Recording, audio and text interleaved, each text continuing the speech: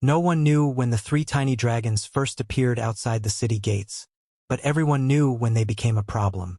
It started with whispers from traders who arrived before dawn, claiming they had seen small glowing shapes near the road, darting between broken stones and dry grass. At first, the guards laughed it off.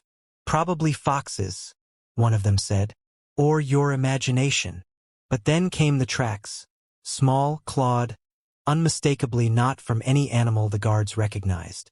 And then came the nights when something could be heard scratching faintly at the outer walls, too soft to be dangerous, but too deliberate to ignore. By the end of the week, no one was laughing anymore. "Dragons," someone finally said, and that word spread faster than truth ever could. By the next morning, the story had grown. 3 dragons, small but dangerous, lurking outside the gates, waiting for the right moment to strike. It didn't matter that no one had been harmed. It didn't matter that nothing had been stolen. Fear didn't need proof. It only needed imagination. The city guards were ordered to keep watch, and the gates were shut earlier than usual each evening. No one wanted to be the last person outside when the dragons came. And yet, the dragons never attacked. They didn't charge the gates. They didn't breathe fire. They didn't even come close enough to be seen clearly during the day. They stayed just beyond the edge of certainty, visible only in glimpses, shadows, faint flickers of movement that vanished the moment anyone tried to approach. But one guard saw them properly. His name was Elias, and unlike the others, he wasn't looking for something to fear. He was looking for something to understand. It was just before sunrise when he spotted them clearly for the first time. 3 small figures sitting near the broken stones by the roadside, their bodies no larger than small dogs, their scales reflecting the faint morning light. They weren't hiding. They weren't stalking. They were waiting. Elias narrowed his eyes, stepping a little closer along the wall, careful not to startle them. "You don't look like monsters," he muttered under his breath. The dragons didn't react immediately, but one of them, a slightly larger one with darker scales, lifted its head, its eyes locking onto him with a calm, steady gaze. Not aggressive, not afraid, just aware. The second dragon shifted slightly, pressing closer to the first, while the third, smaller than the others, remained half hidden behind them, peeking out cautiously. Elias felt something unexpected settle in his chest. These weren't creatures waiting to attack. They looked uncertain, like they weren't sure they were supposed to be here. "So why stay?" he asked quietly. The wind carried his voice across the open space, and for a moment, the dragons didn't move. Then, slowly, the smallest one stepped forward. Just a single step, careful, hesitant. Elias held his ground, though every instinct told him to call the others, to raise the alarm, to do what he had been trained to do. But something stopped him, because in that moment what he saw wasn't danger. It was curiosity, and something else. Hunger, not for flesh, not for destruction, but for something far simpler. The smallest dragon sniffed the ground, then looked up again, its gaze lingering on the city gates behind Elias. "You're not here to attack," Elias realized aloud.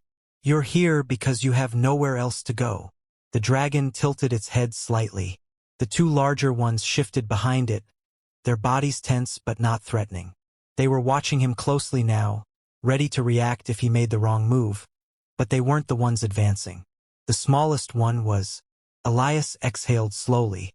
"Well," he said, "that's going to be a problem, because the city didn't see things the way he did. To them, dragons were danger, always had been, always would be. And 3 of them, even small ones, sitting just outside the gates? That wasn't something people would tolerate for long." As if to prove his thoughts right, a voice called out from behind him. "Elias, you see anything?" He turned slightly. "Just tracks," he replied quickly. When he looked back, the dragons were gone. Just like that. No sound, no warning, just gone. Elias frowned, stepping forward slightly, scanning the area. Nothing. Only the wind, the empty road, and the faint marks in the dirt where they had been standing moments ago. "You're still here," he murmured. "You're just hiding." And somehow he knew he was right. The days that followed only made things worse. The rumors grew louder, the fear sharper. Parents began keeping their children inside. Traders refused to approach the gates alone. And the city leaders began discussing what needed to be done. "We can't take risks," one of them said firmly. "Dragons don't belong near the city." Elias stood at the edge of the room, listening, his jaw tightening slightly, because he had seen them, and what he had seen didn't match the fear everyone else was feeding. But he also knew something else. Fear didn't care about truth. And if something wasn't done soon, those 3 tiny dragons wouldn't be seen as lost creatures anymore. They would be seen as a threat that needed to be removed. Permanently. That night, Elias made a decision he wasn't supposed to make. He took a small bundle of food, nothing obvious, nothing that would raise suspicion, and slipped quietly outside the gates after his shift ended. The cold air bit against his skin as he stepped into the darkness beyond the walls. "All right?" he said softly, placing the food near the broken stones. "If you're still here, you don't have to hide from me." For a long moment, nothing happened. Then, a flicker, a shift in the shadows, and slowly, carefully, the smallest dragon stepped forward again, followed by the other 2. Elias exhaled quietly. "Yeah," he murmured. "I thought so." They weren't monsters. They weren't invaders. They were just 3 tiny dragons, alone, hungry, and waiting. Elias didn't move when the 3 tiny dragons emerged from the shadows that night. He had expected hesitation, maybe even fear, but what he saw instead was something far more fragile, caution shaped by experience. The smallest dragon approached first, just as it had that morning, its steps careful, its body low to the ground as if ready to retreat at the slightest threat. The other 2 remained slightly behind, positioned in a way that felt protective rather than aggressive. Elias noticed that immediately. "You look after each other," he said quietly. The smallest dragon paused, its head tilting slightly, as if trying to understand the sound of his voice. Then its gaze shifted to the bundle of food he had placed on the ground. Elias followed its eyes. "Go on," he said gently. "It's for you." For a moment, nothing happened. The wind moved softly across the open ground, carrying the scent of the city behind him, warmth, safety, life, and the unfamiliar presence of a human standing too close. Then, slowly, the smallest dragon took another step forward. It sniffed the air, then the food, then looked back at the other 2. A silent exchange passed between them. Something subtle, something instinctive. And then, finally, it began to eat. Not greedily, not wildly, carefully, like it wasn't sure if it would be allowed to finish. Elias felt something tighten in his chest. "You've been hungry for a while," he said under his breath. The 2 larger dragons stepped forward next, still cautious but less hesitant now. They didn't push the smaller one aside, didn't compete. They waited until it had taken a few bites before joining in, sharing what little there was without conflict. Elias watched in silence, noting every detail. The way they stayed close together. The way they glanced toward him occasionally, not with fear, but with awareness. The way they ate just enough, then stopped, as if unsure if more would come. "That's not how predators act," he murmured. These weren't creatures used to abundance. They were used to surviving. When the food was gone, the smallest dragon looked up again, its eyes meeting his once more. This time it didn't retreat. It stayed. Elias let out a slow breath. "I can't keep doing this," he said honestly. "Not like this. If anyone finds out." He didn't finish the sentence. He didn't need to. The dragons didn't understand his words, but they understood tone. And something in his voice made them shift slightly, their bodies tightening as if sensing a change in the air. "Yeah," he said softly. "That's the problem." Inside the city, fear was growing. And fear didn't wait patiently. It acted. The next morning, the gates opened later than usual, and more guards were posted along the walls. Elias took his place as usual, but his attention stayed fixed on the open ground beyond. The dragons didn't appear. Not that morning. Not the next. By the 3rd day, the city leaders had made their decision. "We send a group out," one of them declared. Find them, drive them away, or deal with them. Elias felt his jaw tighten. They haven't attacked anyone, he said. The room went quiet.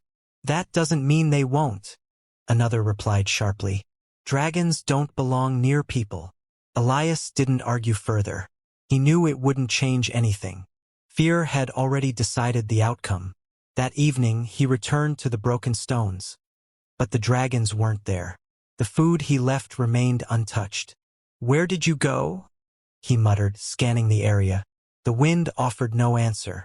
And for the first time since he had found them, Elias felt something close to worry. Not fear for the city. Fear for them. Because if they had left, it meant they had sensed something. And if they had sensed it, then whatever was coming was already too close. By the fourth night, Elias stopped pretending that everything would resolve itself. The food he left by the broken stones remained untouched.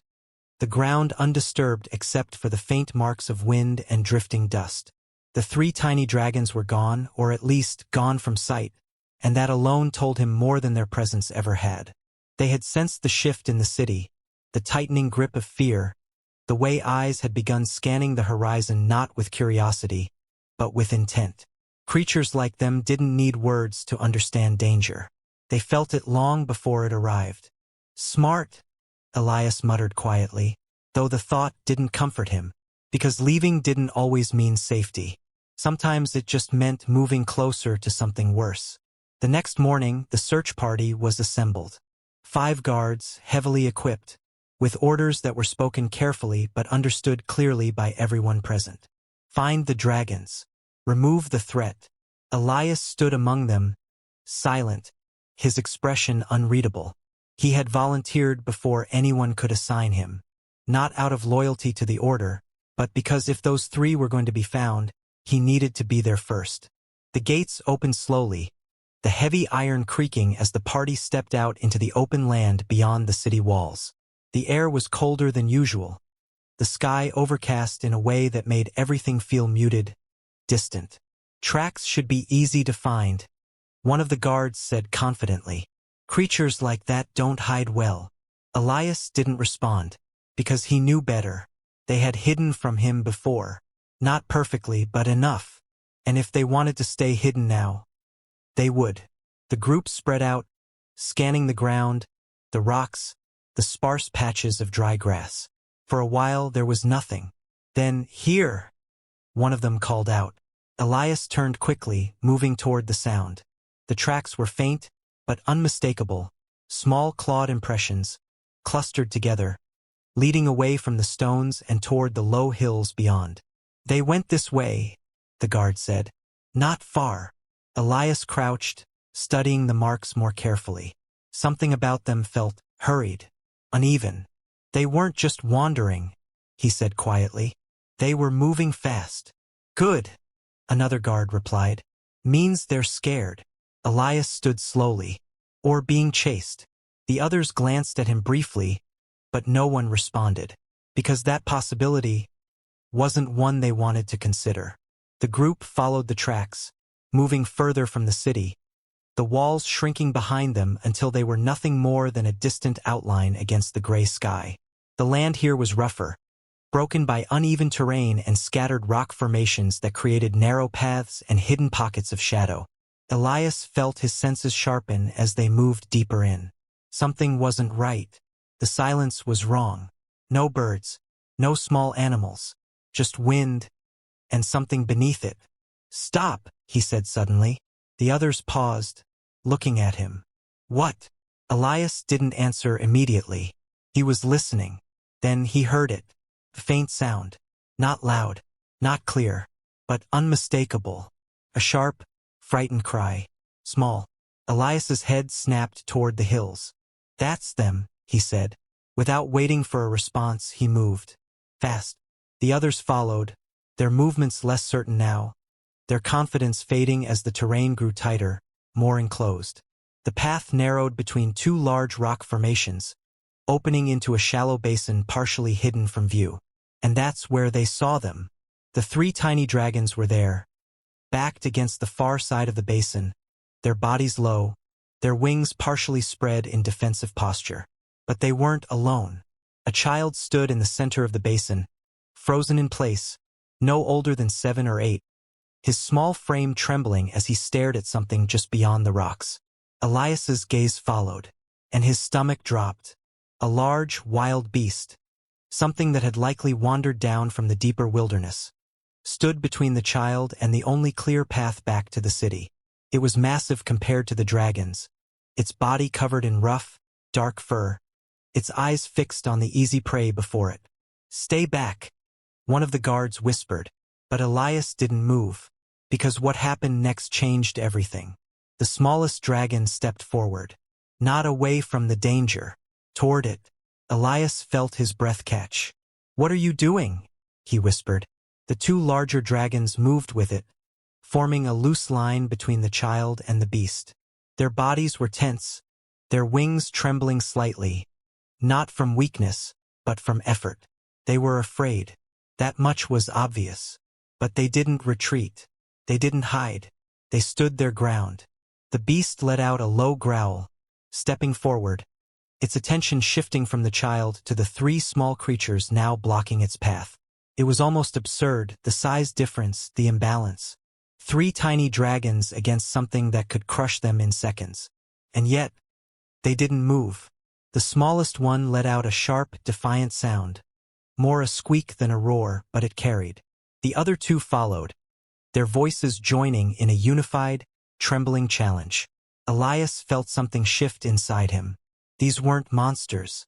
These weren't threats. These were protectors. The beast lunged. Elias moved at the same time. "Now!" he shouted, breaking into a sprint. The guards followed, weapons drawn, their hesitation gone as the situation became clear. The sudden noise, the movement, the rush of armed humans charging into the basin, was enough. The beast recoiled, snarling, then turned and bolted, disappearing back into the rocky terrain as quickly as it had come. Silence followed, heavy, shaking. The child collapsed to his knees, sobbing quietly, his small body finally releasing the fear it had been holding. The dragons didn't chase the beast. They didn't celebrate. They simply stood there, still positioned between the child and where the danger had been, their bodies slowly relaxing as the threat disappeared. Elias slowed, approaching carefully. "You stayed," he said softly. The smallest dragon turned its head toward him. This time, there was no distance in its gaze, no uncertainty, just recognition. The other guards stood behind him, silent, because now they saw it too. Not fear, not danger, but something else entirely, something they hadn't expected. The 3 tiny dragons hadn't been waiting outside the gates for a chance to attack. They had been staying, because they were watching, because they were protecting, because even something small, something feared, misunderstood, and alone, could still choose to stand between danger and someone who needed help. And in that moment, everything the city believed about them began to fall apart. No one spoke for a long moment after the beast disappeared. The wind moved softly through the rocky basin, carrying away the last traces of danger, but leaving behind something far heavier, something no one had expected to feel. The child's quiet sobs broke the silence first, small and uneven, echoing against the stone walls as he curled in on himself. Elias moved immediately, kneeling beside him. "Hey, it's all right," he said gently. "You're safe now." The boy didn't respond at first, his hands gripping tightly at Elias's sleeve as if letting go might make everything real again. I couldn't move," the child stammered. "It was going to." His voice broke. Elias shook his head. "It didn't," he said firmly, "because they didn't let it." The boy hesitated, then slowly turned his head. His gaze fell on the 3 tiny dragons still standing nearby. They hadn't moved much. They hadn't approached. They simply remained where they had been, watching, waiting, as if making sure the danger was truly gone. The smallest dragon shifted slightly, its body lowering as it relaxed, though it still kept a careful distance. The child blinked through tears. "They didn't run," he whispered. Elias followed his gaze. "No," he said quietly. "They didn't." Behind them, the other guards stood frozen, Not out of fear this time, but something closer to uncertainty. One of them finally spoke. They protected him. It wasn't a question. It was a realization. Another guard lowered his weapon slowly. That's not what monsters do. No one argued, because they had all seen it. There was no twisting it, no reshaping it into something easier to accept. The truth was simple, and it stood right in front of them. Elias stood, turning slightly toward the dragons. For a moment he didn't move, didn't speak. Then, slowly, he stepped forward. The smallest dragon tensed slightly, its wings twitching as if ready to retreat. But it didn't. It stayed. Elias stopped a few steps away, lowering himself just enough to seem less imposing. "You could have left," he said quietly. "You had every reason to." The dragon tilted its head. "But you didn't." The other two shifted behind it, still cautious, still alert, but no longer defensive in the same way. They weren't guarding themselves anymore. They were assessing. Elias exhaled slowly. "The city was wrong about you," he admitted. "And I think you knew that." The dragon blinked once. Not offended, not proud, just aware. Behind him, the child slowly stood, still holding onto one of the guards for balance. His eyes remained fixed on the dragons, wide but no longer afraid. "They saved me," he said softly. The words carried, not loudly but clearly enough that everyone heard them. The guards exchanged glances. Something unspoken passed between them. Something that shifted the weight of the decision they had been sent here to make. "We can't drive them away after this," one of them said quietly. "Not after what we saw." Another nodded. "The city needs to know." Elias looked back at the dragons. "Yeah," he said. "It does." The journey back to the city was slower than the one out. Not because of distance, but because of everything that had changed. The child walked between the guards, still shaken but steady. The dragons followed at a distance, not close enough to startle, not far enough to disappear. They stayed just within sight, moving quietly across the uneven ground as if unsure whether they were allowed to come closer. When the city gates came into view, tension returned, but it wasn't the same kind as before. The guards at the wall spotted them quickly. "They're back," one of them called out. Then, after a pause, "And the dragons are with them." The gates didn't open immediately. Fear doesn't disappear in an instant, but it hesitates when confronted with something it doesn't understand. Elias stepped forward, raising a hand. "Open the gates," he called. "No one is in danger." There was a pause. Then another voice, higher, smaller, cut through the uncertainty. "They saved me." The child stepped forward, pulling free from the guard beside him. "The dragons saved me." That did something words alone couldn't. The gates opened, slowly, carefully, but they opened. The city didn't erupt into panic the way Elias had feared. It didn't welcome the dragons either, not immediately. It watched, it waited, it listened. And for the first time since the three tiny creatures had appeared outside the walls, people saw them clearly. Not as shadows, not as rumors, but as what they truly were. Small, cautious, and quietly brave. The dragons didn't enter the city. They stopped just outside the gates, their bodies low, their movements hesitant. Elias stepped toward them once more. "You don't have to stay out there anymore," he said. The smallest dragon looked at him, then at the city, then back again. It didn't move forward. Not yet, but it didn't turn away either. That was enough. Elias smiled faintly. "Yeah," he murmured. "One step at a time." Behind him, the child stood watching, his fear replaced with something else. Something softer, something stronger. "Can they stay?" he asked quietly.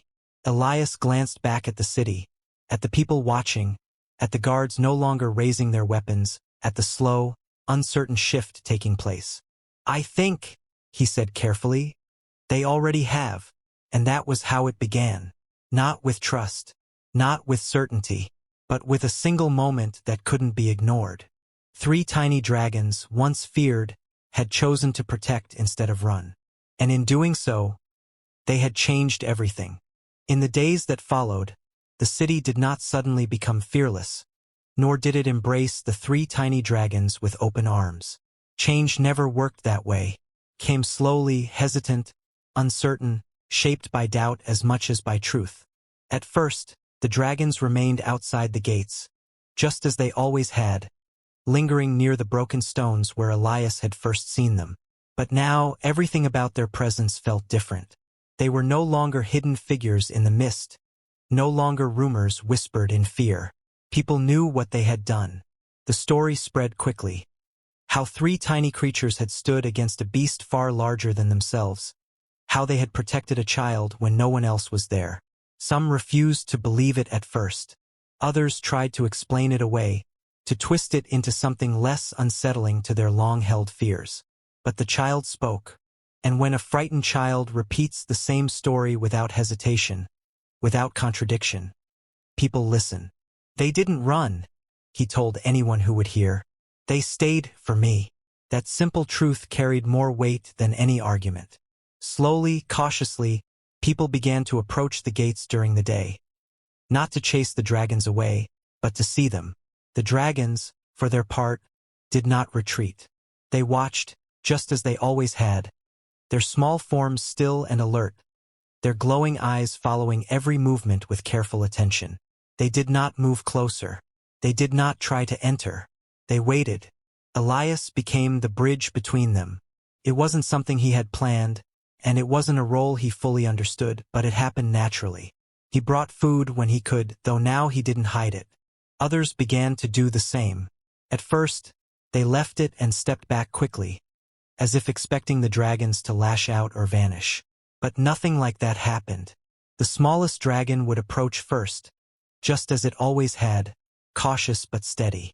The others would follow, sharing quietly, never fighting, never taking more than they needed. "They're gentle," one woman whispered one afternoon, watching from a distance. Elias nodded. They always were. The real shift came not from the adults but from the children. Fear, when taught, can be unlearned just as easily when something challenges it. The child who had been saved returned to the gates often, always staying close to the guards, but no longer hiding behind them. One day he took a step further than anyone expected. He walked closer, not recklessly, not without hesitation, but with a quiet determination that silenced everyone watching. "It's okay," he said softly, more to himself than anyone else. The smallest dragon noticed him immediately, paused, its head tilting slightly, its body still. The air seemed to hold its breath. The boy stopped a few steps away. For a moment, neither of them moved. Then, slowly, very slowly, the dragon took a step forward. Elias felt his chest tighten, though he didn't intervene. He knew this moment didn't belong to him. The dragon stopped just within reach. The boy hesitated, then extended his hand. Not fully, not boldly, just enough. A quiet offering. The dragon leaned forward slightly, sniffing the air, then his hand. And then, it stayed. No snapping, no retreat, just stillness. Trust in its smallest, most fragile form. A soft murmur spread through the gathered crowd. Something had changed again. Not in words, not in laws or orders, but in understanding. From that day on, the distance between the city and the dragons began to shrink. Not all at once, not completely, but steadily. The dragons started to move closer to the gates during the day.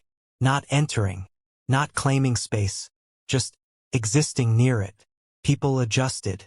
They learned. They watched without panic. And slowly they accepted. Elias often found himself standing between the two worlds. The city behind him, the dragons before him, and realizing that the line between them wasn't as solid as it once had been. "You didn't force anything," he said quietly one evening, watching the three small figures settle near the stones. "You just stayed." The smallest dragon glanced at him briefly. "Yeah," Elias murmured. Turns out that was enough. Because fear, loud and immediate as it is, cannot survive forever against something quiet and consistent. Not when that something refuses to become what it's feared to be. Not when it proves, again and again, that it is something else entirely. And in that quiet, patient way, the three tiny dragons stopped being outsiders. Not fully part of the city, not entirely separate from it, but something in between, something new, something that hadn't existed before. And for the first time since they had appeared outside those gates, they were no longer just surviving. They were beginning to belong. Time moved forward, as it always does, carrying with it the small, steady changes that shape a place more deeply than any single moment ever could. The city grew used to the presence of the three tiny dragons. Not quickly, not perfectly, but genuinely. They became part of the landscape in a way no one could have imagined in those first fearful days. Traders passing through would pause when they saw them, surprised not by their existence, but by the calm acceptance surrounding them. Children spoke of them without fear, their voices filled with curiosity instead of warning. Even the guards, once so quick to reach for their weapons, now watched with a quieter kind of attention, alert but no longer threatened. The dragons, for their part, never changed what made them who they were. They did not grow larger. They did not become bold or reckless. They remained small, careful, and deeply aware of the world around them. But they no longer stayed only outside the gates. Not entirely. It began with small steps, literally. One morning, as the gates opened and the usual flow of people began, the smallest dragon crossed the threshold. Just a few steps, just enough to stand on the stone path within the city walls. Everything stopped. Conversations halted. Movements slowed. Eyes turned. Elias, standing nearby, felt the tension ripple through the air. But he didn't move. He didn't call out. He didn't try to control the moment. Because this wasn't something that could be forced or guided. It had to happen on its own. The dragon paused, its body low, its head turning slightly as it took in the unfamiliar space. Then it looked back at the other two dragons still outside the gates. A silent invitation. After a moment they followed. Not rushing, not hesitating, just stepping forward, crossing a line that had once seemed impossible to cross. No one shouted. No one attacked. The silence held, but it wasn't the same silence as before. It wasn't fear. It was awe. "They're inside," someone whispered. Elias let out a slow breath. "Yeah," he said quietly. "They are." The dragons didn't go far that day. They walked a short distance into the city, then turned back, returning to their familiar place near the gates as if testing something they weren't quite ready to fully accept yet. But that was enough, because once a line is crossed, it can't be unseen. The days that followed made that clear. The dragons began to enter the city more often, not wandering freely, not intruding, but exploring in small, careful ways. They stayed near the edges at first, where the open air still felt close, where retreat was easy if needed. People adjusted around them. Space was given, distance respected, and slowly, naturally, the fear that had once defined their presence faded into something else entirely. Not everyone embraced them. Some never would. But even those who kept their distance no longer spoke of them as threats. They spoke of them as something different, something that didn't fit into the old stories anymore. Elias noticed the biggest change in the smallest moments. A child leaving a piece of bread near the gates without being told. A guard stepping aside instead of blocking their path. A traveler pausing, watching, then lowering their voice instead of raising it. These were the things that mattered. Not grand gestures, not declarations, just quiet shifts in behavior that said more than words ever could. One evening, as the sun dipped low and the city settled into its usual rhythm, Elias found himself sitting near the gates, watching the three tiny dragons rest nearby. The smallest one lay closest to the stone wall, its body curled slightly, its faint glow soft against the fading light. The other two rested beside it, their presence steady, familiar. "You changed this place," Elias said quietly. The dragons didn't respond. They didn't need to. "Not by fighting," he continued. "Not by proving strength." He leaned back slightly, his gaze drifting toward the city beyond. "Just by being something people didn't expect." The smallest dragon opened its eyes briefly, glancing at him before closing them again. Elias smiled faintly. "Yeah," he murmured. "I guess that's harder than it sounds." The sky darkened slowly, the first stars beginning to appear above the city walls. The sounds of daily life softened, fading into the quiet of night. And in that stillness, something simple but important became clear. The three tiny dragons were no longer defined by fear. They were no longer outsiders waiting to be driven away.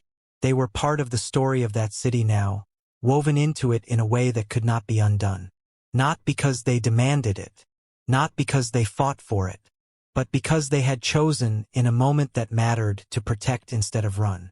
And that choice had changed everything.